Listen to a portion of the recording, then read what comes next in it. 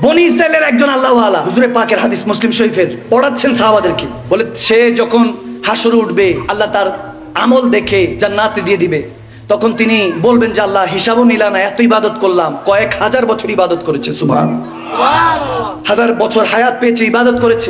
এমনও এসেছে যে এশার সময় ওযু করেছে, ওই এক ওযু দিয়ে ফজরের নামাজও পড়েছে, সুবহানাল্লাহ, রাত পার করেছে, তাহাজ্জুদে বসে কেঁদেছে।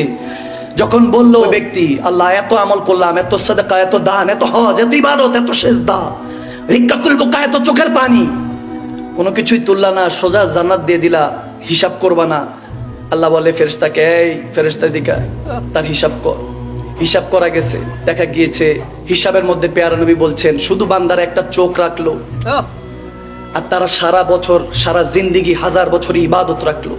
যখন রাখলো দেখা গেল ওই আল্লাহর দেওয়া এক চোখ ভারী হয়ে গেল, সুবহানাল্লাহ, আল্লাহর দেওয়া এক চোখ ভারী হয়ে গেল, তার আমলনামা উপরে উঠে গেল, তখন সে সিজদায় পড়ে গেল।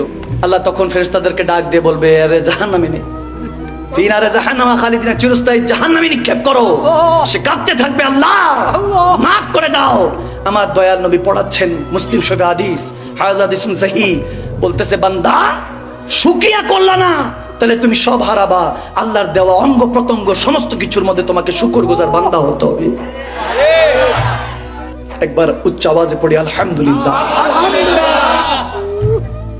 হযরতে ইয়াহইয়া আলাইহিস সালাম আল্লাহর কাছে জানতে চাইলেন, আল্লাহ এই সরজমিনে নবী রাসূলদের পরও কি তোমার কোনো পেয়ারা বান্দা আছে যাকে তুমি অনেক ভালোবাসো? বলেন হ্যাঁ আছে, প্রচন্ড শুকরিয়া করে আমার কাছে, অনেক শুকরগুজার বান্দা, আমার নবী রাসূলদের পরে তার মাকাম।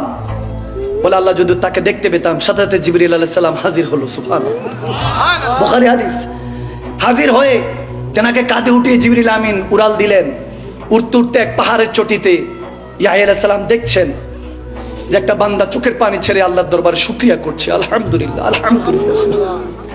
ইয়াহইয়া আলাইহিস সালাম গভীর খেয়াল করে দেখছেন তার চোখ নেই, তার শ্রবণ শক্তি নেই, কান নেই, হাত নেই, পা নেই, লুলা দুইটা হাত নেই। কাছাকাছি করে বলতেছে, আল্লাহ এত কিছু দিয়েছো, তোমার দরবারে কেমনে শুকরিয়া আদায় করবো, ভাষা নেই, তারপরও যা দিয়েছো আল্লাহ শুকর, আলহামদুলিল্লাহ। ইয়া আলাইহিস সালাম চোখের পানি ছেড়ে কেঁদেছেন যে মালিক তাকে তো কিছুই দাও নাই, তারপরও শুকরিয়া করছে। বলে বুঝেন আমার কাছে নবী রাসূলদের পরে এত মাকাম কেন দিয়েছি, কারণ সব কেড়ে নিয়েছি, কিন্তু বান্দা তার ভিতরে আমি হেদায়েত রেখেছি, এজন্য সে শুকরিয়া করতে পারছে, সুবহানাল্লাহ।